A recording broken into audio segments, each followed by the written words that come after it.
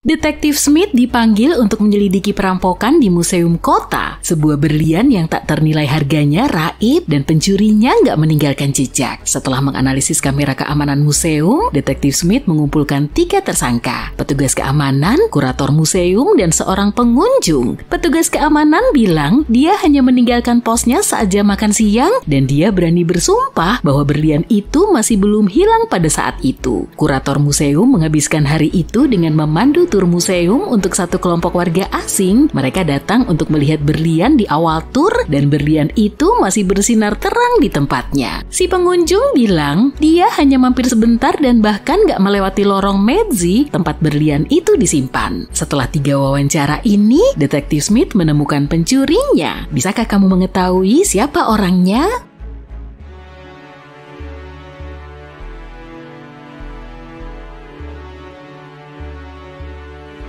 Pelakunya adalah si pengunjung. Pertama-tama dia tahu persis lokasi berlian di dalam museum. Ditambah lagi, lihat deh tali yang dia mainkan di tangan kirinya. Detektif Smith menariknya dari lengan bajunya dan tara! Berlian itu melekat padanya. Kukira dia nggak sempat untuk pulang dan menyembunyikan berlian itu kali ya.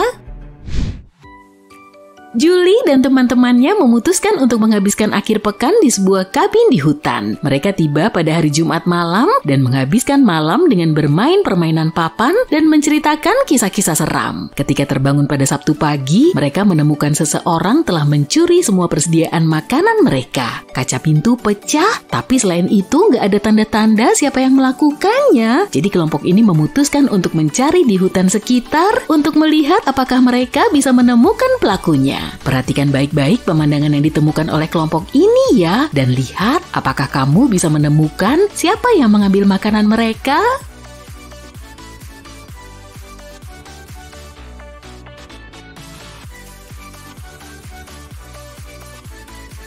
Di sudut kiri atas itu apa ya? Itu terlihat seperti jejak kaki beruang. Dan bukan hanya satu, melainkan seluruh keluarga beruang. Oh, dan mereka bahkan meninggalkan bungkus Oreo di tanah sebagai bukti. Iya, beruang-beruang grizzly ini adalah pelakunya.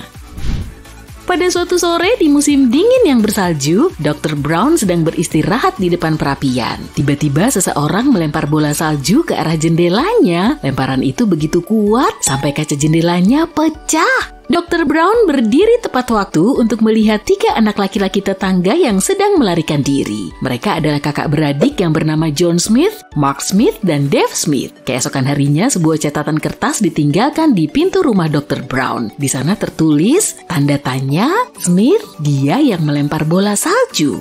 Dr. Brown segera tahu siapa yang melakukannya. Apakah kamu juga tahu?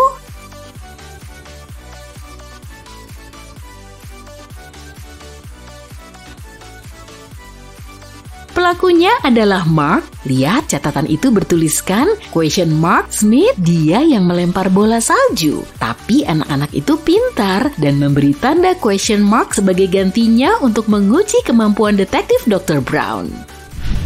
Seorang pria yang membawa 2 karung pasir melintasi perbatasan Genovia setiap hari dengan sepeda. Setiap kali, petugas bea cukai menghentikan dan menggeledahnya untuk mengetahui apakah dia mencoba menyelundupkan sesuatu yang ilegal. Namun, para petugas nggak bisa menemukan bukti bahwa pria itu adalah seorang penyelundup. Pria itu tertawa dan berhasil menyeberangi perbatasan, menyelundupkan satu barang setiap kali perjalanan. Bisakah kamu mengetahui apa yang dia selundupkan?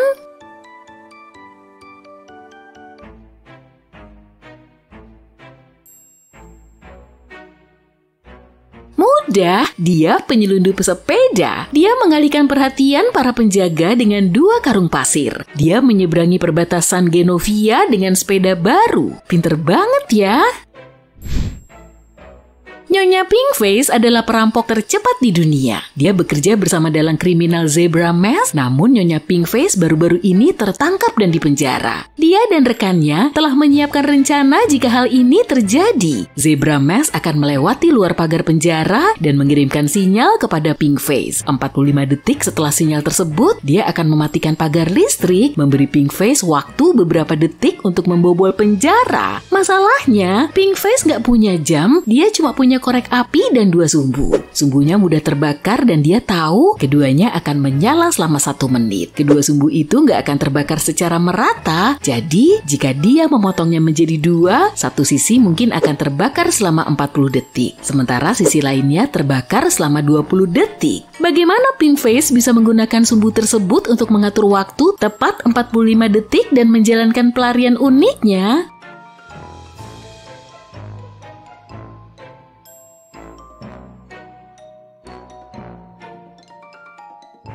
Inilah kuncinya. Kalau Pinkface menyalakan sumbu yang sama pada kedua ujungnya secara bersamaan, sumbu tersebut akan terbakar dalam waktu 30 detik. Untuk mengatur waktu 15 detik terakhir, dia harus menyalakan sumbu kedua. Dia bisa menyalakan kedua ujung sumbu pertama pada saat yang sama untuk mengatur waktu 30 detik dan menyalakan ujung sumbu kedua. Ketika sumbu pertama terbakar, dia akan tahu sumbu kedua telah terbakar selama 30 detik. Jadi dengan menyalakan ujung sumbu kedua, dia akan bisa mengatur waktu 45 detik dan menjalankan pelariannya. Kamu baru saja kembali dari perjalanan liburan panjang, membeli koper baru untuk menyimpan semua barang baru yang kamu bawa, tapi ketika tiba di rumah, kamu lupa kodenya untuk membukanya. Untungnya kamu meninggalkan catatan di ponselmu untuk membantu menguraikan kode kuncinya. 682, satu angka benar dan pada tempatnya. 614, satu angka benar tapi di tempat yang salah. 206, dua angka benar tapi keduanya berada di tempat yang salah. 768, semua angka salah. 380, satu angka benar tapi di tempat yang salah. Apa kode 3 digitnya?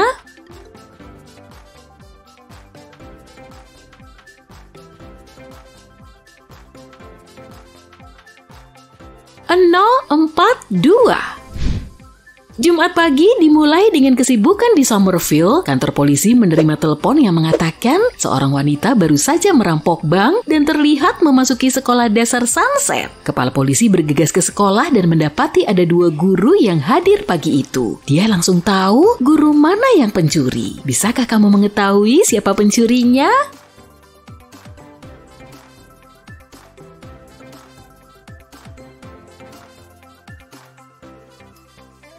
Lihatlah ke meja lengan panjang guru kedua, ada sedikit uang tunai yang mengintip dari sana. Dia pasti pencurinya. Stasiun luar angkasa Apex 18 menelpon markas besar NASA untuk melaporkan sebuah kejahatan. Dalam sebuah misi baru-baru ini, para astronot menemukan sebuah bukti berharga yang bisa membuktikan adanya kehidupan di Mars.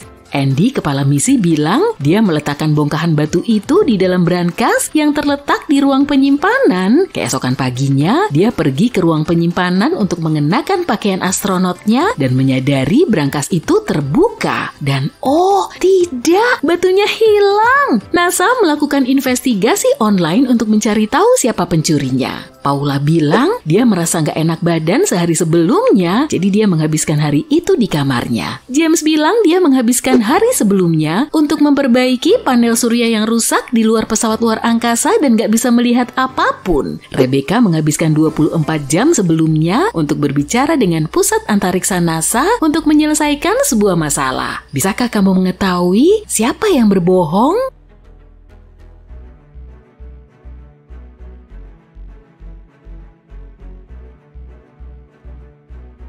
James, kalau dia pergi keluar untuk memeriksa panel surya, dia harus masuk ke ruang penyimpanan untuk mengenakan pakaian antariksanya. Ditambah lagi, ada benda berbentuk batu di saku kirinya. Dia pasti pelakunya. Selasa pagi, Amy menerima telepon dari atasannya, Tom. Dia khawatir karena sebuah dokumen yang sangat penting telah hilang dari kantornya. Dokumen tersebut ada di meja kerja pada malam sebelumnya, tapi nggak ditemukan pada pagi harinya. Amy segera pergi ke sana untuk menanyai para karyawan. Dia segera mengumpulkan 3 orang tersangka. Elijah bilang dia telah menghabiskan malam sebelumnya di bioskop. Mason mengajak pacarnya makan malam, dan Evelyn mengunjungi galeri seni. Gak butuh waktu lama bagi Amy untuk mengetahui siapa yang berbohong. Siapa pelakunya?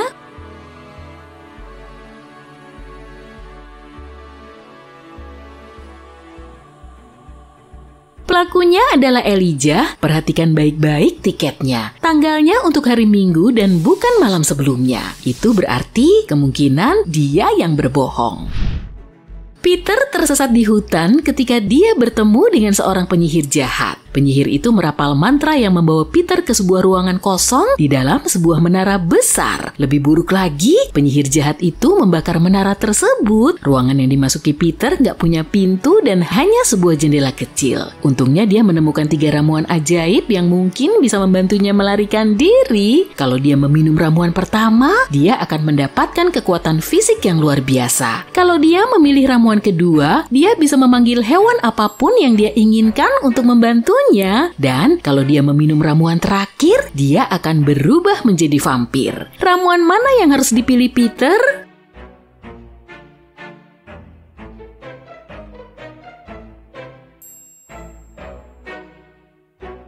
Gak ada hewan yang bisa membantunya keluar dari menara, dan bahkan kalau dia punya semua kekuatan di dunia, dia gak akan bisa mengalahkan api. Tapi kalau dia berubah menjadi vampir, dia bisa berubah menjadi kelelawar dan terbang melalui jendela kecil. Jadi, botol ketiga.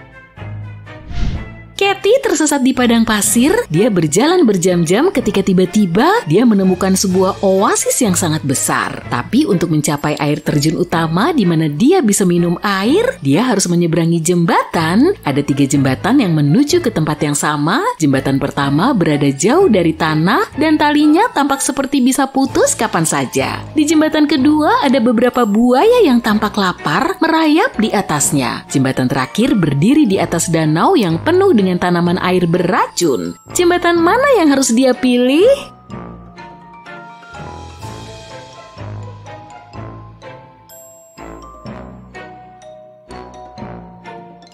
Yang terakhir, jembatan ini berdiri di atas danau beracun, tapi kan dia nggak akan menyentuh air saat menyeberanginya.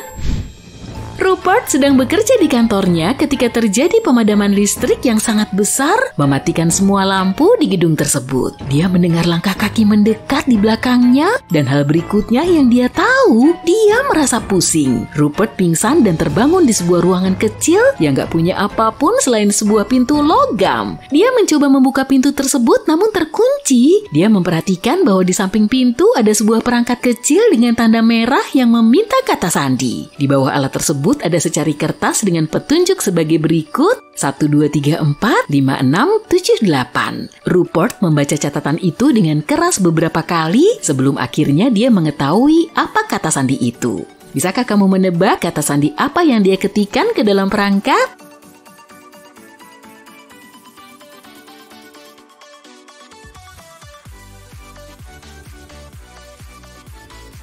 Dia mengetik 1 kali angka 2, 3 kali angka 4, 5 kali angka 6, dan 7 kali angka 8. Fiuh, nggak terlalu kentara kan? Bill dan Jonah mendapati diri mereka terjebak di dalam gua jin besar. Gak ada apapun di sana kecuali dinding dengan 3 tombol. Ada tombol merah, kuning, dan hijau. Di suatu tempat di lantai mereka menemukan sebuah catatan yang berbunyi TDUPT RNOR EHEB SSTE. Mereka menekan salah satu tombol dan berhasil membuka pintu tersembunyi di dinding. Tombol mana yang mereka pilih?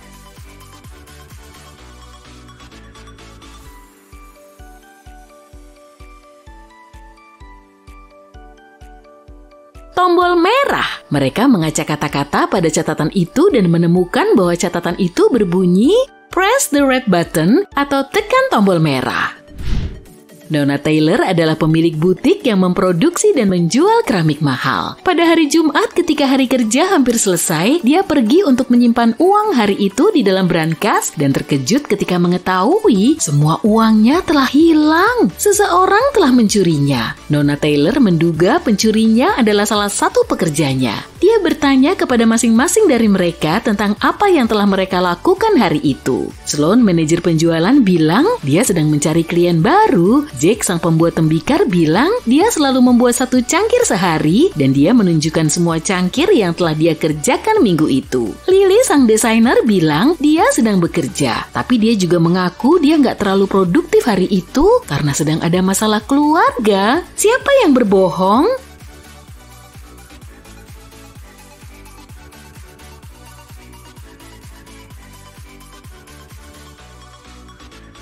Jake, Ada 5 hari kerja dalam 1 minggu. Pria itu bilang dia membuat 1 cangkir sehari. Tapi dia hanya menunjukkan 4 cangkir. Itu berarti dia melewatkan 1 hari kerja. Mungkin itu hari yang dia gunakan untuk mencuri uang Nona Taylor.